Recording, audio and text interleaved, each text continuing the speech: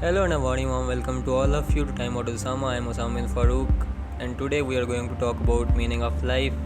But as you know from the title, आज की video Urdu में होगी. हुमैरा अहमद का एक नावल था जिसका टाइटल है, बल्कि है नावल जिसका टाइटल है ज़िंदगी गुलजार है. लेकिन क्या वाकई ज़िंदगी गुलजार है या फिर एक कभी ना ख़त्म होने वाला पहाड़ है? तो आज हम इसी के बारे में बात करते हैं.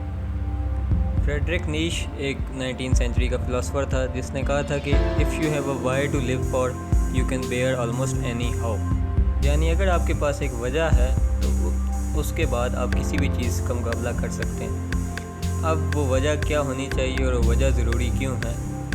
वजह वो ज़रूरी इसलिए है क्योंकि हर चीज़ का कोई ना कोई मतलब होता है. मैं इस बात का बहुत पक्का बिलीवर हूँ कि हर चीज़ का कोई ना कोई मीनिंग होता है.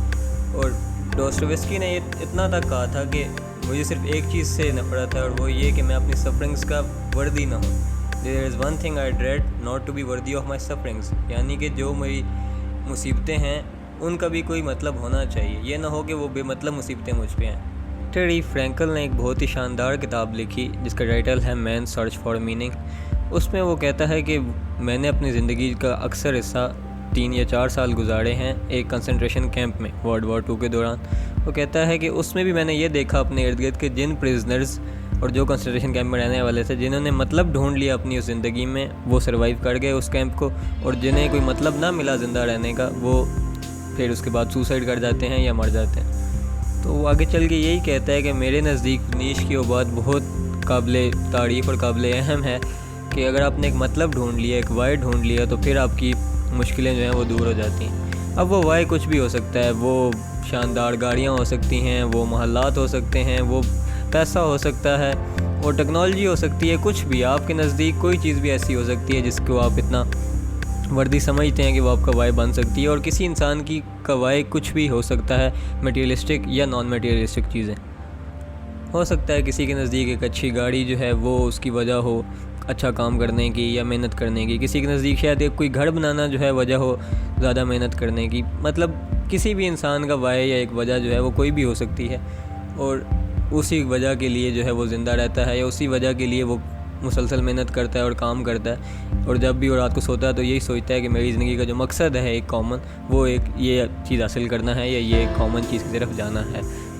फिर ये भी हो सकता है कि वजह आपके नज़दीक कोई ऐसी चीज़ हो जो कि आपको खुशी दे. मतलब मेरे नज़दीक तो ऐसी चीज़ होनी चाहिए वजह आपकी ज़िंदगी की जो आपको खुशी दे और एक सेटिस्फेक्शन दे, ताकि आपको कोई पछतावा या रिग्रेट ना हो.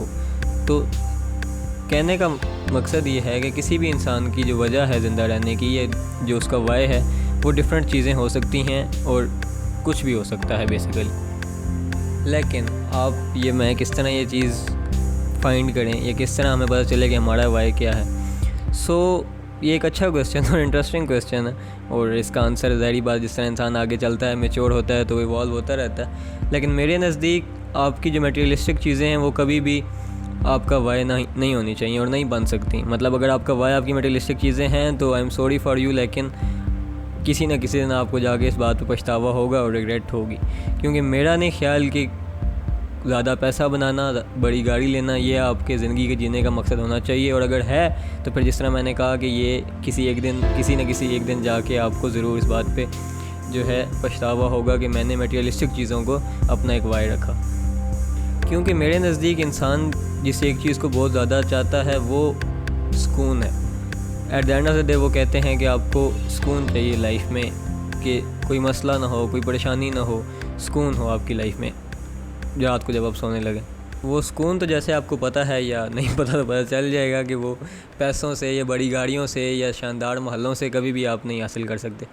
सुकून आप हासिल कर सकते हैं लोगों की खिदमत करके, सुकून आप हासिल कर सकते हैं लोगों की मदद करके. और इसमें कोई शक नहीं है कि जब आप किसी दूसरे इंसान का भला करते हैं तो सिर्फ़ उसी वक्त ही आपको एक अंदरूनी खुशी और एक अंदरूनी सुकून मिलता है.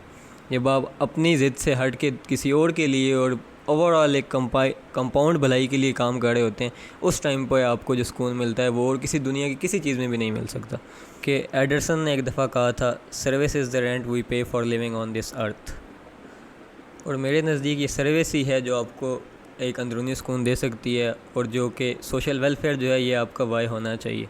क्योंकि खलील जिब्रान अपनी किताब में कहता है कि ہم اکثر کہتے ہیں کہ ہم کسی ڈیزرونگ بندے کو دیں گے، ایک ضرورت مند کی ہیلپ کریں گے، لیکن جو ہمارے باغ میں درخت لگے ہیں وہ کبھی بھی یہ چیز نہیں کہتے کہ میں پھل صرف اسے دوں گا جو کہ ڈیزرونگ ہوگا یا جس کو ضرورت ہوگی. ٹھیک، اس لیے دیتے وقت یہ مت سوچیے کہ ڈیزرونگ ہے یا نہیں ہے. ٹھیک ہے، ڈیزرونگ ملے گا تو میں دوں گا. صرف وہی بات ہے کہ آپ کی نیتوں کو دیکھا جانا ہے. آپ اپنی نیت کی بنیاد پر اس کا بھلا کریں اور اسے دیں. اور اس چیز سے بھی کوئی فرق نہیں پڑتا کہ کیا آپ اس کی بہت مدد کر رہے ہیں، بہت کم مدد کر رہے ہیں یا درمیانی مدد کر رہے ہیں، کیونکہ at the end of the day وہی بات ہے کہ میٹیریلسٹک چیزیں نہیں ہیں. وہ نہیں ہے کہ یار اس کی بہت ہیلپ کی، اس نے مطلب بہت زیادہ ہیلپ کر دی، میں نے کم کی. یہ اس چیز کو مت دیکھیں. اس چیز کو دیکھیں کہ آپ ہیلپ کر رہے ہیں. ہمیشہ وہ گلاس ہاف فل کی طرف دیکھیں اور لوگوں کی ہیلپ کریں. اور میرے خیال میں سروس ہی ہے جو کہ آپ کا وائی بن سکتی ہے، اور سروس ہی ہے جو کہ آپ کو دنیا میں بھی اور آخرت میں بھی بھلائی کی طرف لے کے جا سکتی ہے. میں امید کرتا ہوں کہ آپ کو یہ ویڈیو اچھی لگی ہوگی. اگر اچھی لگی ہے تو پلیز چینل کو سبسکرائب کریں اور اسے لائک اور شیئر کریں، اور اگلی ویڈیو تک انتظار کریں. Thank you very much and اللہ حافظ.